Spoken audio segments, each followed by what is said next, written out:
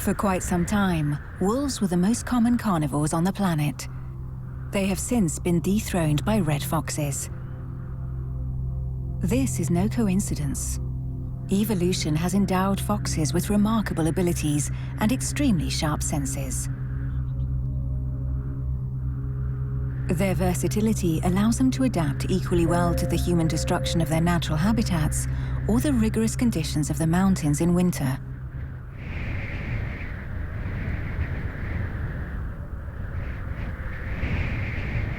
We set out to follow a leash of foxes in the Alps for 1 year.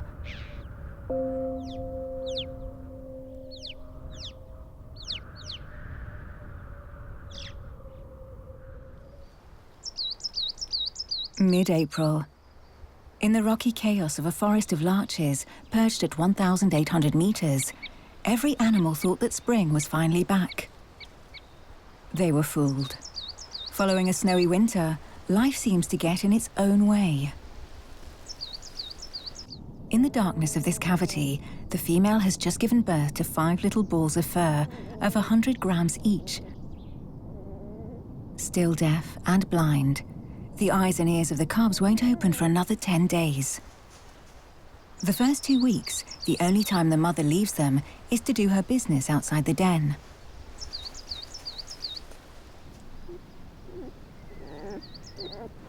The male has regurgitated a snow vole. During the season, his role is essential to the cub's survival. He has to feed the female.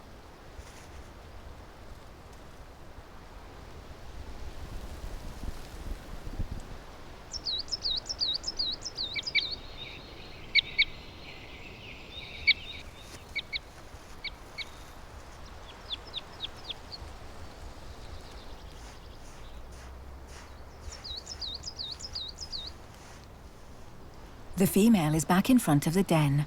She's hungry. Like all foxes, the male has a good memory. He has to climb 400 meters uphill and try his luck to find a few shreds of meat.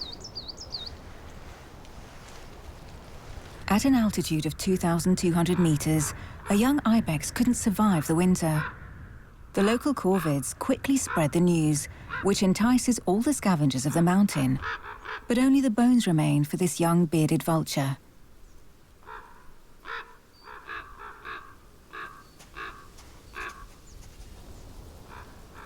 The leash of foxes shares its territory with a dozen deer, 80 ibexes and 120 chamois.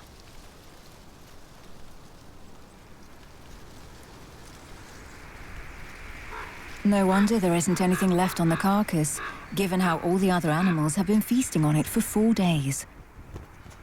The big ravens are still there. That's a rather good sign. They should all hurry before it's too late. It's all gone in minutes.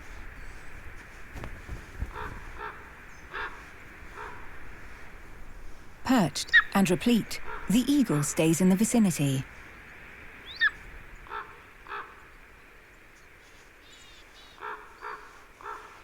They've all helped themselves. Of the late ibex, only the skin and bones remain, which won't be enough.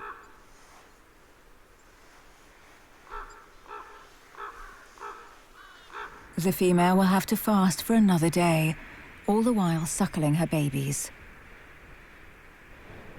The next day, the male goes hunting again. On the northern slope in particular, the snow is a stark reminder of this never-ending winter. This morning, the fox follows the teasing chirruping of the partridges.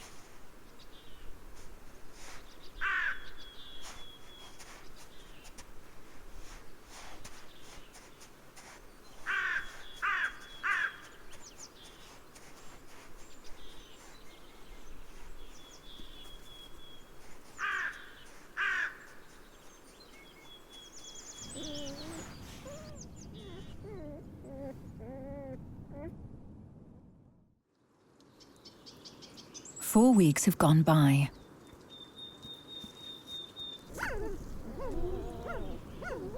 In the warmth of the morning, the female fox goes on the prowl. It's one of those days that hint at the entire prairie melting, shedding its white coat to finally reveal the colours of spring.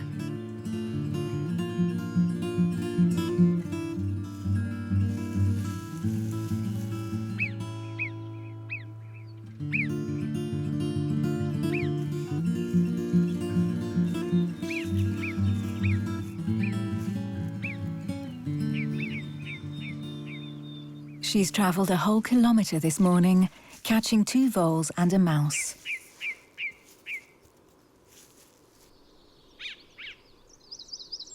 A mountain view. A natural cavity sheltered from prevailing winds and facing due south. 2 emergency exits. This house is too good to be true. The female jumps at the chance. The main entrance is upstairs.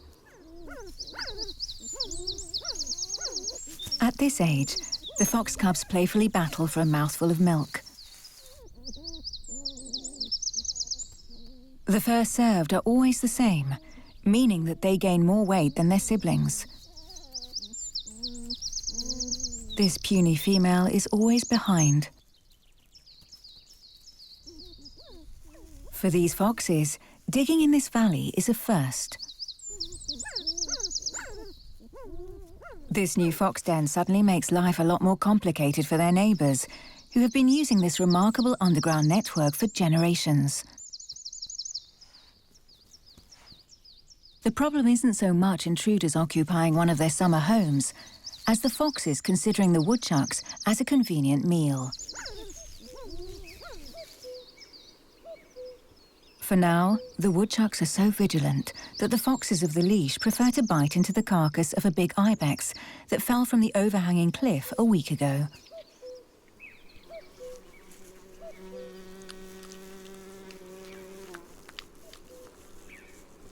A godsend for the cubs that are starting to like the meat regurgitated by the adults. The rugged terrain of the forest was once home to up to 11 cubs from a single litter. This was just after a gall epidemic that decimated all the foxes of the small valley. They have since recaptured their territory, and the terrain now hosts about 5 or 6 cubs per year.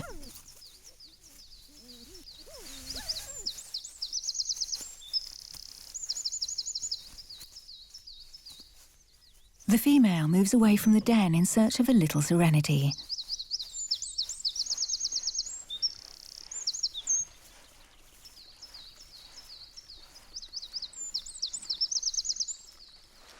Around the terrain, the signs of spring are in full display. Yet in the valley above, suspended at 2,400 meters, the nights are still frozen and the snow lingers. The woodchucks are vulnerable. Aside from the main set, all of their emergency shelters are still buried. Given that they came out of hibernation 3 weeks later than the rest of the colony, in order to survive, these woodchucks have to draw on whatever little fat they have left.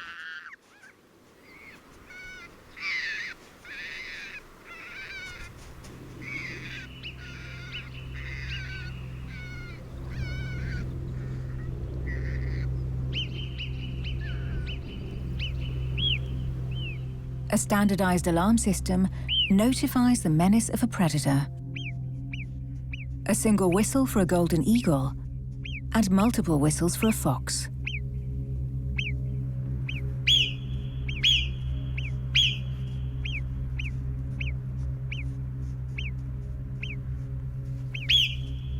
Seeing how unified and coordinated the group is, the fox gives up.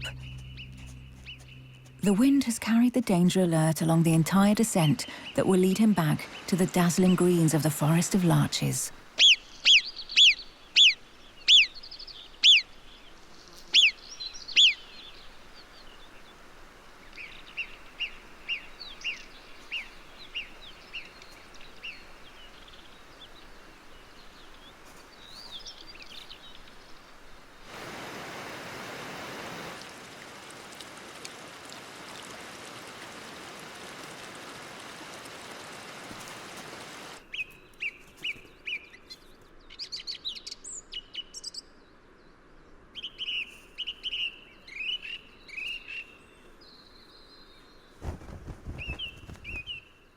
Much like the other members of the leash, the female fox prefers to hunt alone.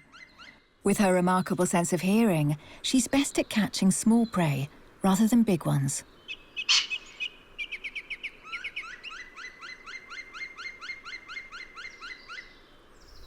The cubs have nothing to fear from this herd of ibexes approaching the den.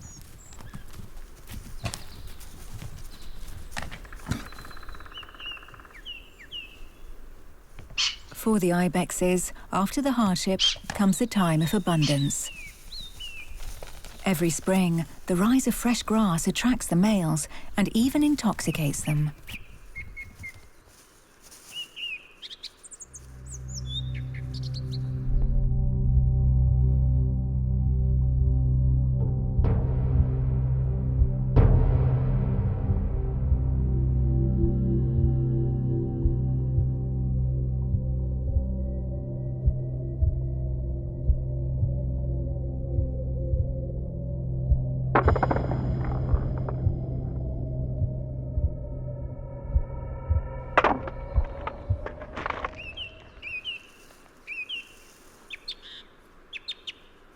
The herd was just passing.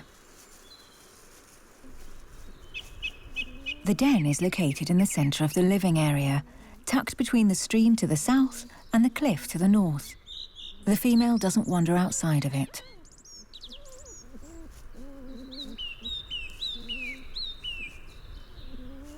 Just like the adults, the cubs have 4 canines and 4 carnassials, designed for killing, carrying, and chopping up their prey. Those teeth can be genuinely dangerous to a nursing mother. The little female still struggles to impose herself.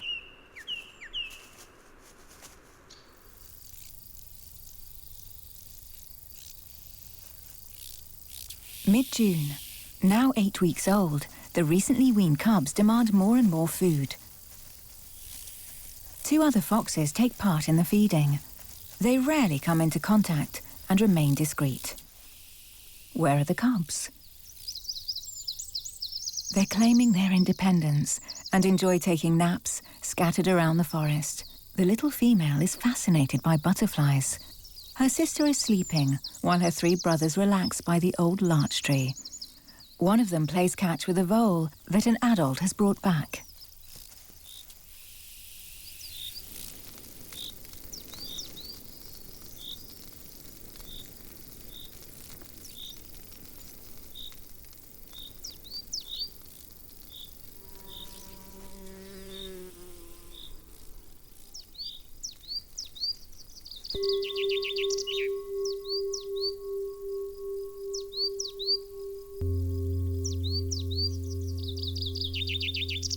In this muggy pre-storm weather, the female eagerly longs for the fresh water of the stream.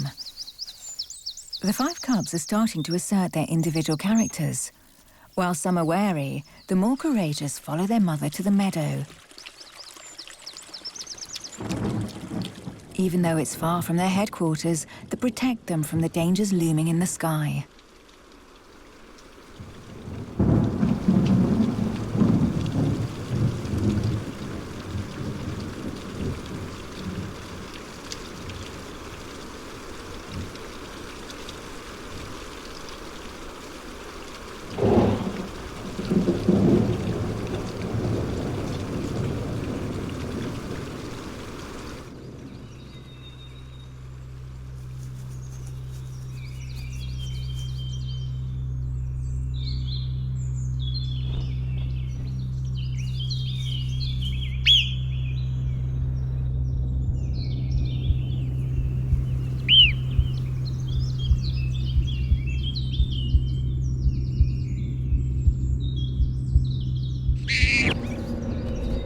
It all happened so fast.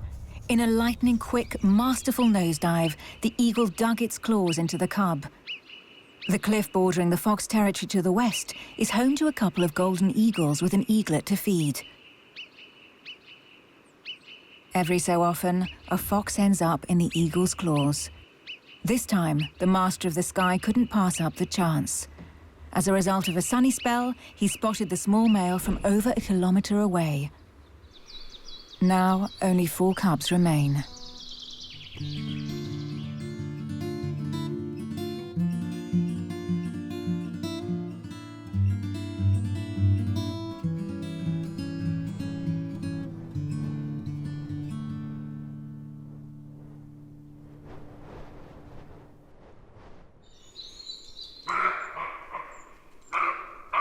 rendezvous on the right bank of the stream at the last glimmers of dusk.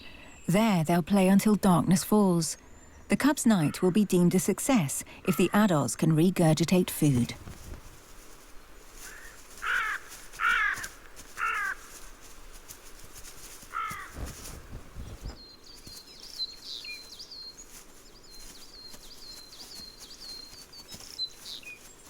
As usual, the crow steals the leftovers, and the little female pledges her allegiance.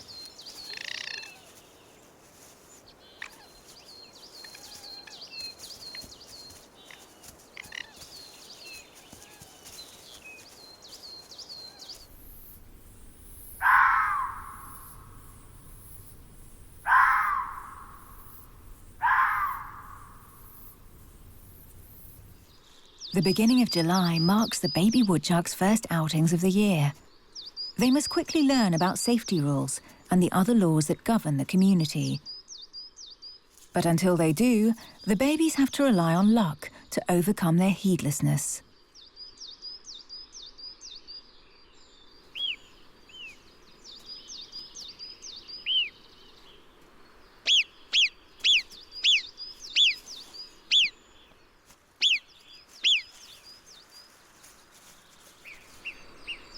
Foxes that don't belong to the family are prohibited from entering the 6 square kilometre living area.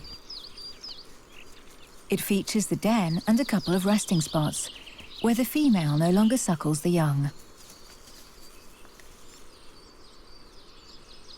To the foxes, either you're a resident or a stranger. Following repeated incursions by unwanted foxes in the last week, the male keeps a watchful eye over the stream that marks the southern limit of the living area.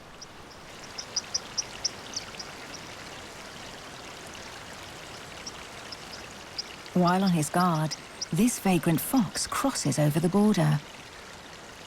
He knows full well that he's trespassing.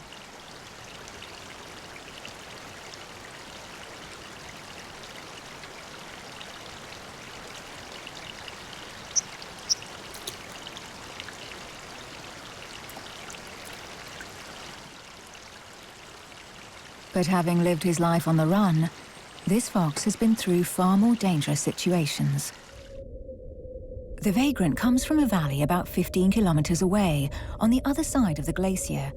A seemingly similar environment, but with a road, a village, and humans.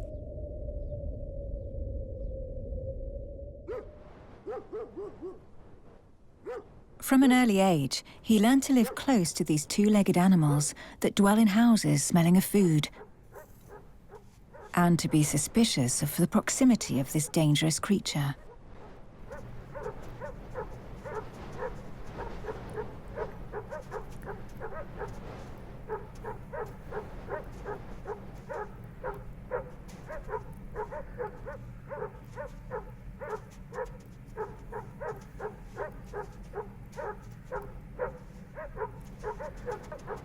Back there, game and carcasses were few and far between. His leash would wander near the village at night, mostly interested in the rubbish bins. Things took a turn for the worse during his second year. One night, his father decided to decimate a hen house, but couldn't carry away the 4 chickens before dawn. 2 days later, a trap was set, and that was the end of his father. His sister and mother were later poisoned.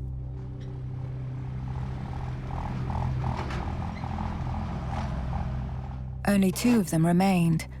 Then one evening,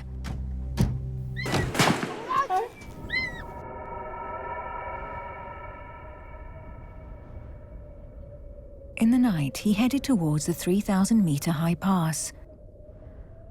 He explored small valleys, went up frozen streams, picked up dozens of smells, went across forbidden borders, and learned that the mountain is divided into several adjoining territories that belong to various families of foxes.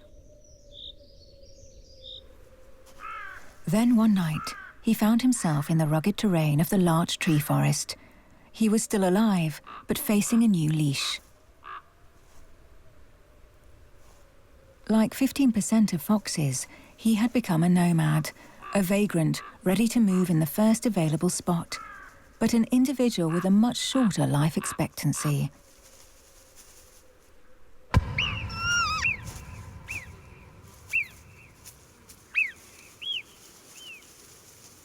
He became a formidable woodchuck killer and even managed to catch a mountain hare in the suspended valley. This morning, he went over the stream in order to hunt woodchucks. The dominant male sees the intrusion as an assault. This won't be tolerated.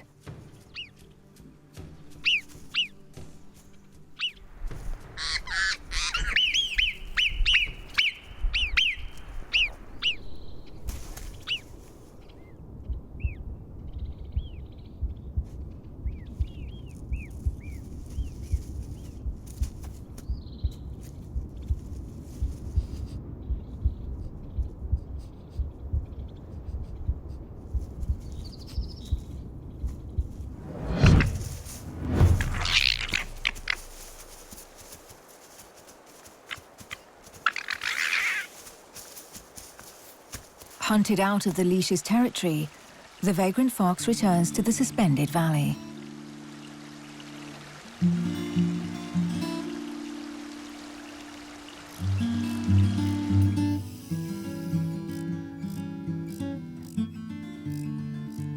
August the 15th.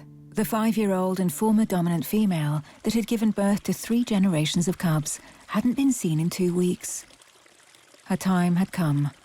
She died at the water's edge.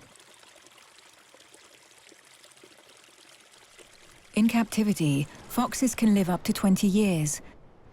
But as free-ranging animals, 90% of them don't make it to age 5. September. As incredible as it may seem, the family of woodchucks residing in the heart of the fox's living area has survived. Thanks to an efficient alarm system and a network of multiple shelters, only 2 young woodchucks are missing.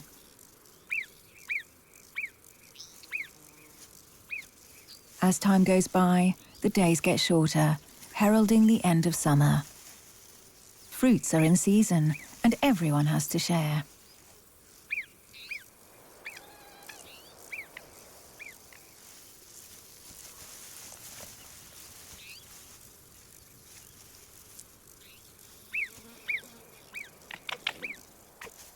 It's almost dispersion time for the cubs. Not all will be able to stay despite the abundance of food this year and the death of the old female.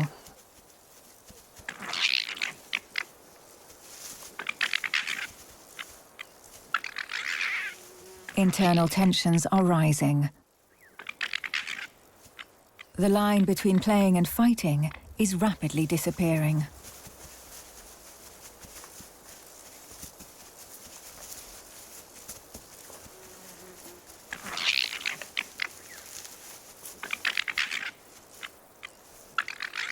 The little female has no choice.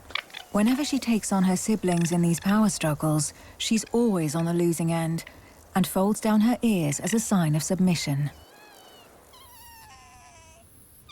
A specific event is going to temporarily bring back cohesion to the leash.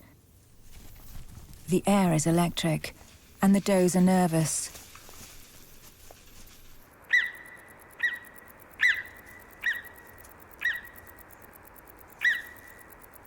The wolves have just returned with their newborns.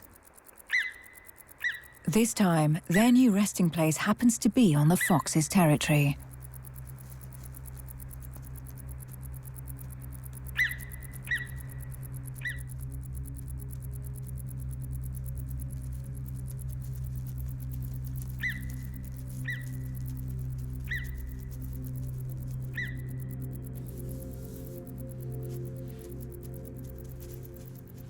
While foxes are independent hunters, this isn't the case for wolves. They have a higher success rate if they cooperate. Adult wolves are the only predators capable of killing animals the size of a stag or a wild boar. This explains the doe remains and the urine traces by other carnivores that the foxes noticed.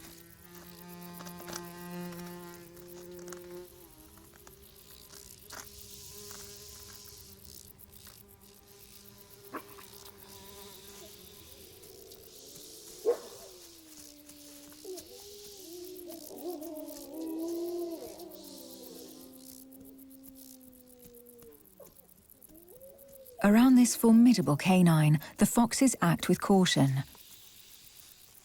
Born 4 months earlier, the wolf cubs are still unaware of the dangers of life, so they take their time. The adults bring them back to safety under the green alders. They've stashed away the fruits of a night of hunting. The wolves are claiming the territory. At an impressive weight of 30 kilos, an adult male wolf is 5 times heavier than a fox. Their strength and intelligence makes them the most dreaded predators of these mountains.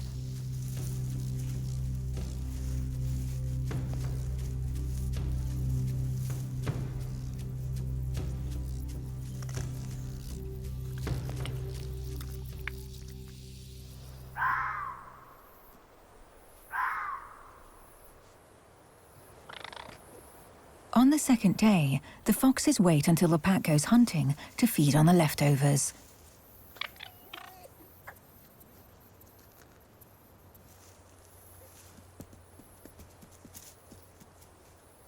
This pack of wolves dwells and moves around a huge space of 300 square kilometers of forest, pasture, scree and alpine grass. Their territory comprises 2 valleys where several families of foxes live. The abandoned carrion is equally coveted by the griffin vultures.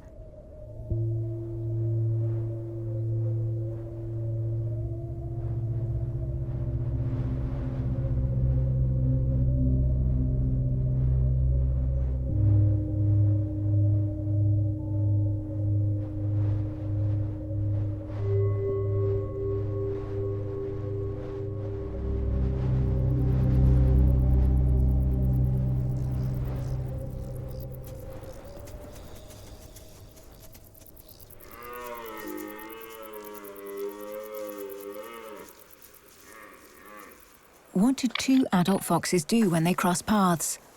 Half the time they ignore each other. By nature, foxes seek to avoid physical contact.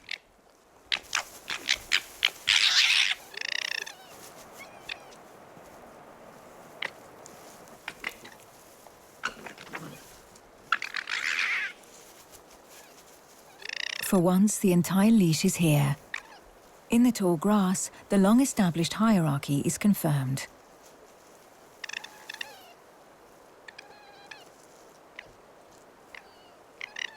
The little female feels the need to leave the family tribe.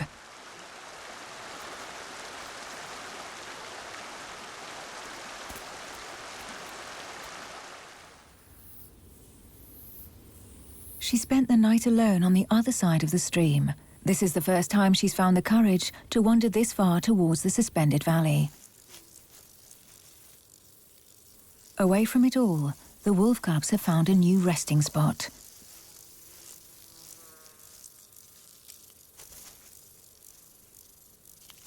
In these last moments before the winter, the abundance of insects and blueberries attracts birds, herbivores and carnivores alike.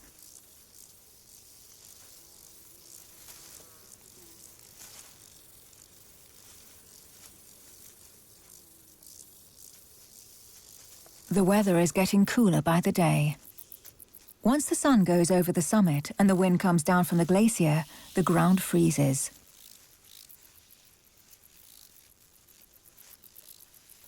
The 7 wolf cubs don't have their winter coats yet. They huddle up in order to sleep.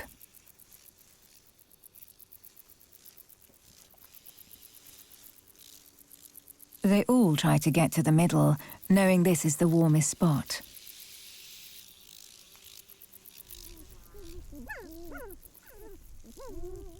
7 cubs together can only mean the pack is nearby. The little female fox goes back the way she came. Life outside the leash comes with its share of dangers. Many foxes have borne the consequence or even lost their lives. This time, she highlights her return with signs that give away her escapade. To the resident foxes, it's a clear, reassuring message. She's still part of the leash. October. Over the last month, the little female has ventured all over the place.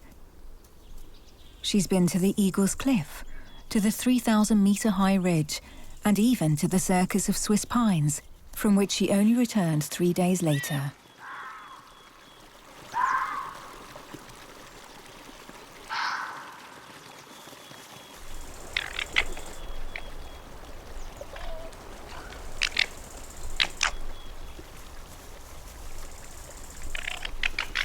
This time, she won't be back.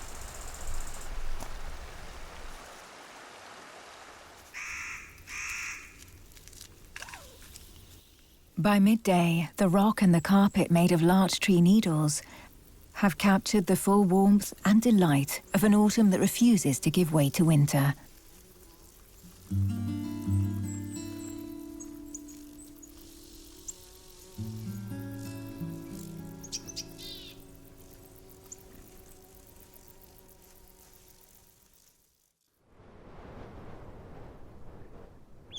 November. The vagrant fox is still around. He seems to like it in the suspended valley. Since his intrusion into the forest, he's been nursing the muzzle wound he sustained against the dominant male. The infected bite is taking too long to heal.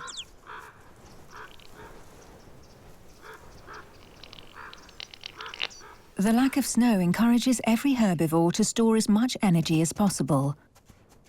All except the chamois, distracted by the rut.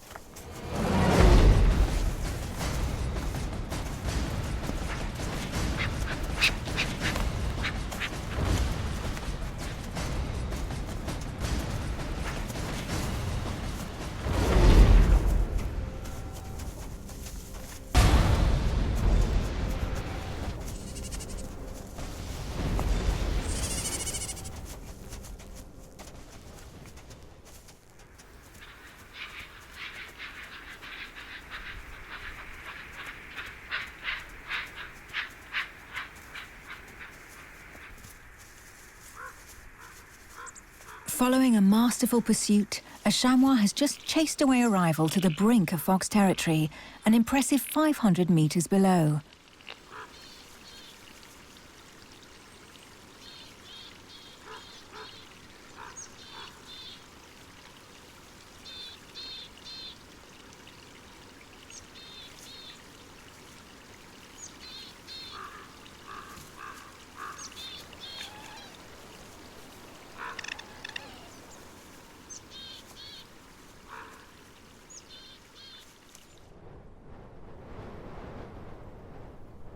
The wind rises on the night of November the 30th, a chilling wind that pierces through every living creature. However, it doesn't seem to affect the little female fox. She may look fat, but it's actually the seasonal growth of her own hair and undercoat. A comfortable protection against the cold up to minus 15 degrees.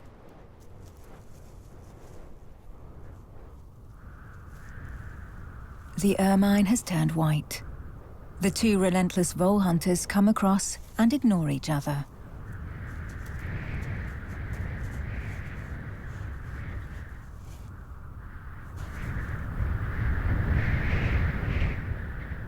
The little female has decided to leave.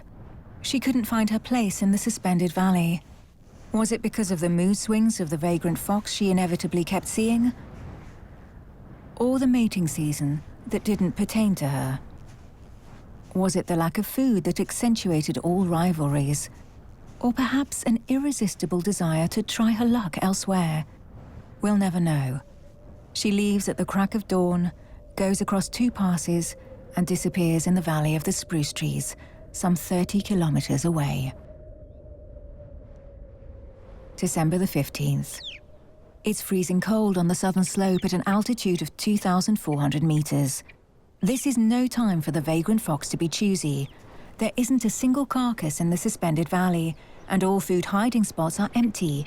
He must settle for what he can find.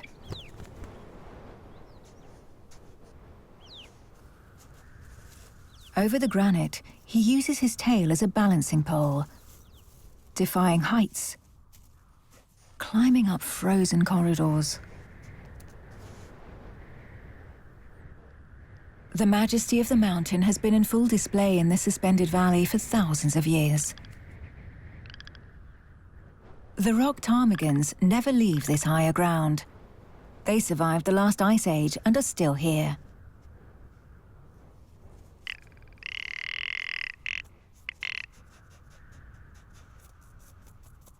Their camouflaging feathers hide a tasty flesh.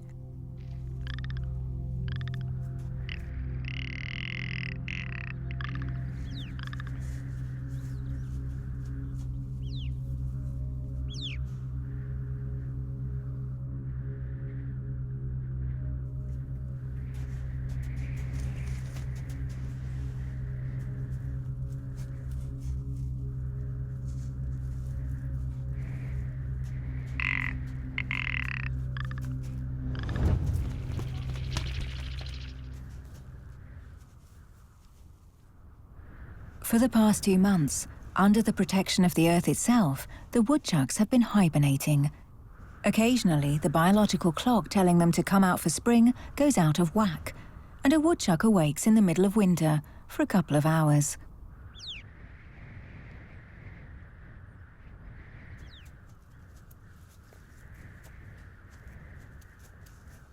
Because of the lack of carrion this winter, the foxes roam around more. The dominant male has also made the trip.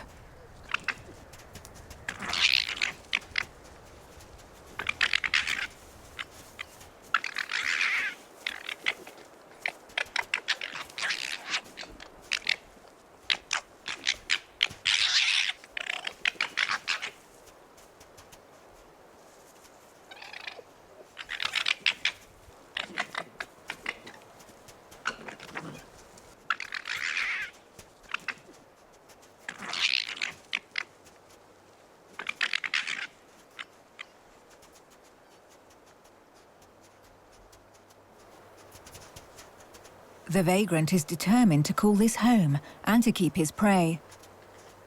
He has the confidence of a dominant male. Although they're evenly matched, the fox from the leash now submits.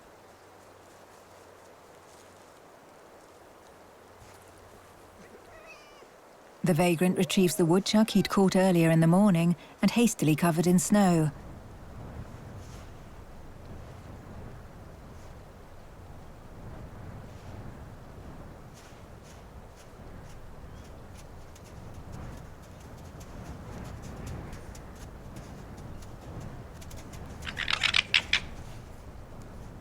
This woodchuck is a godsend that's unlikely to happen again this winter.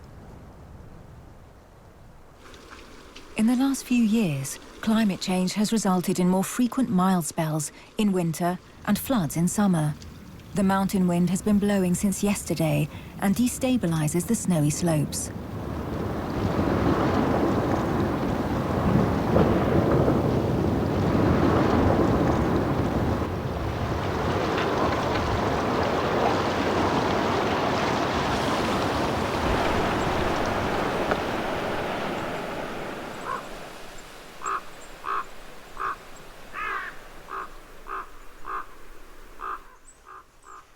Foxes have 45 times more olfactory cells than humans.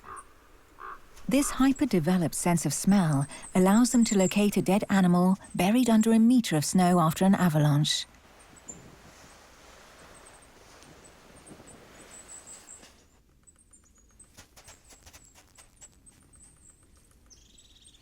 In the absence of carcasses, the fox uses his second-best natural feature to hunt small rodents, an extraordinary sense of hearing. Thanks to his ears capable of independently pivoting by 150 degrees and muscles that can reposition the auditory canal, he can pinpoint the origin of a sound with extreme accuracy. If it weren't for this layer of snow, he would also pick up the fidgeting of the voles and mice up to 100 meters away. He can also detect the low frequencies of their movements.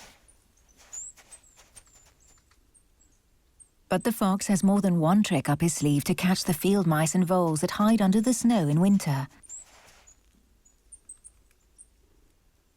Scientists have recently observed that while performing the famous mousing leap, a fox catches 4 times more prey when he faces northeast.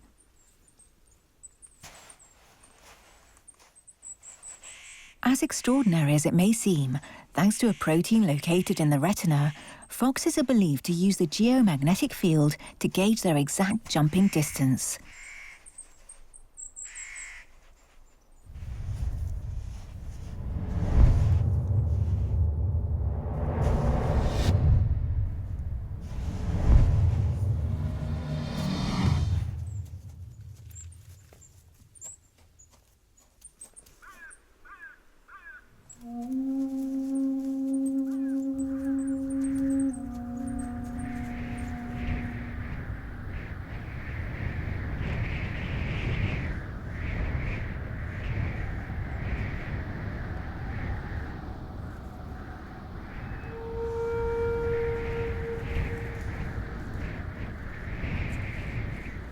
In the heart of winter, slightly later than in the plains, whether there's wind or snow, mating season begins.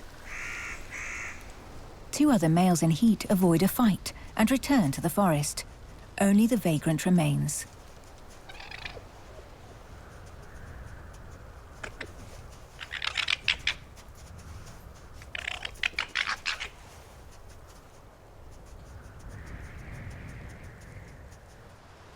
In heat for 3 days, the female humours the dominant male's attention and foreplay.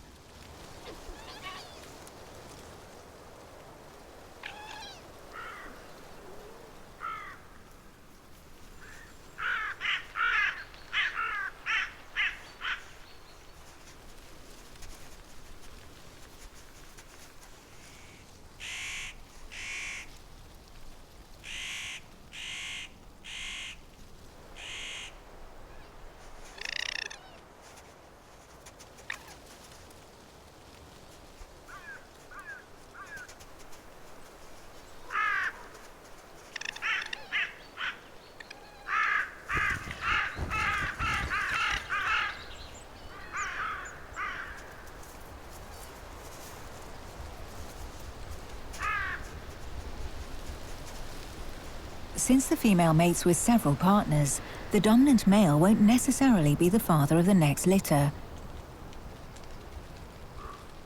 DNA analyses have confirmed that cubs from the same litter can have different fathers. Breeding season isn't over. The ousted foxes will be back. The cubs will be born in about 50 days.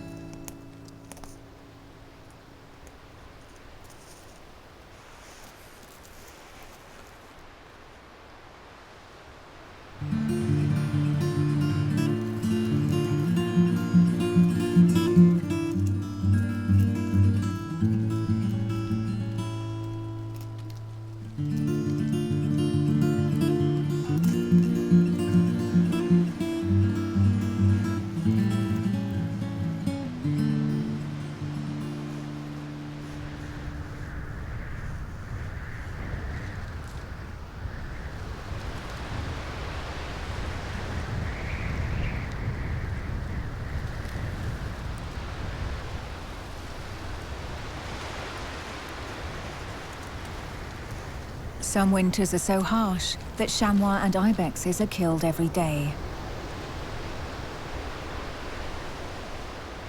That's when the leash feeds exclusively on carrion. Natural selection for some, a bargain for others.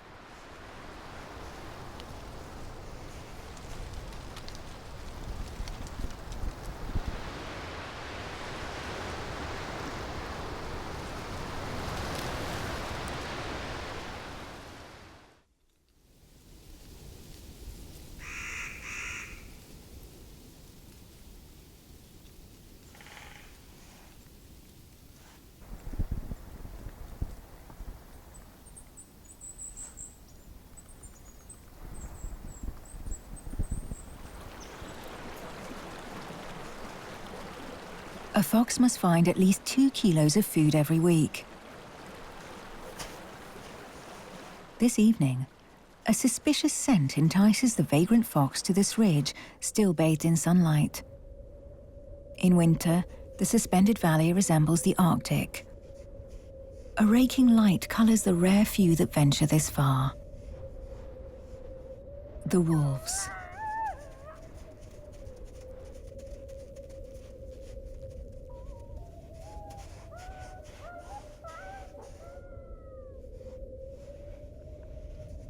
Last summer's pack just killed an ibex.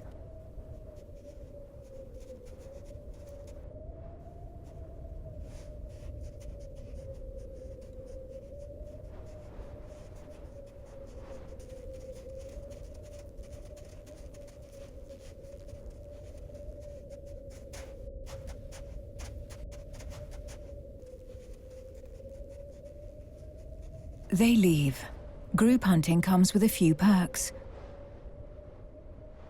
Tonight, and in the days to come, the leftovers of the wolves will appease the hunger of the vagrant fox.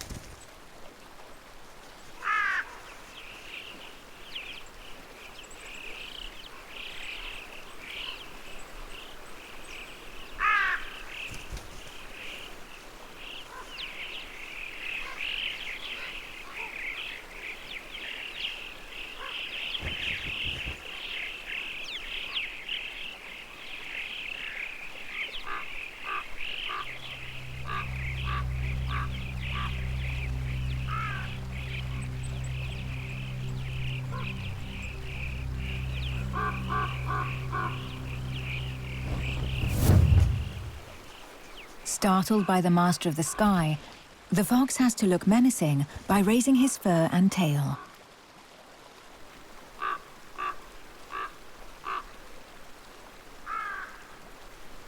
Several foxes have died in the claws of eagles. That message is genetically inscribed.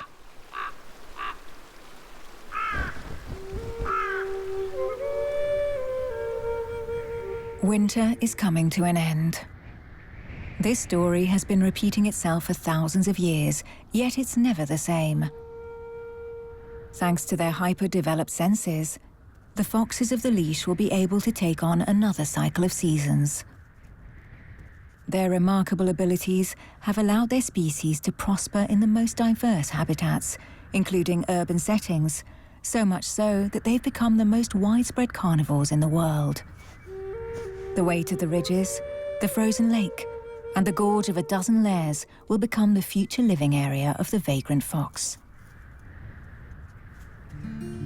In the terrain of the larch tree forest, over a year has gone by since the birth of the 5 cubs. The dominant female has found a new den, a mere 200 meters away from the other one. Of the 5 cubs from the previous year, only the little female sister and a young male remain. Her brother left the terrain during mating season. A new litter is born. In 10 months, each cub will be old enough to reproduce. Their vital goal will be to transmit a part of themselves to the next generation, and to pass down the force, allowing the leash of foxes to overcome the obstacles of high-altitude living. Such is life in the mountains.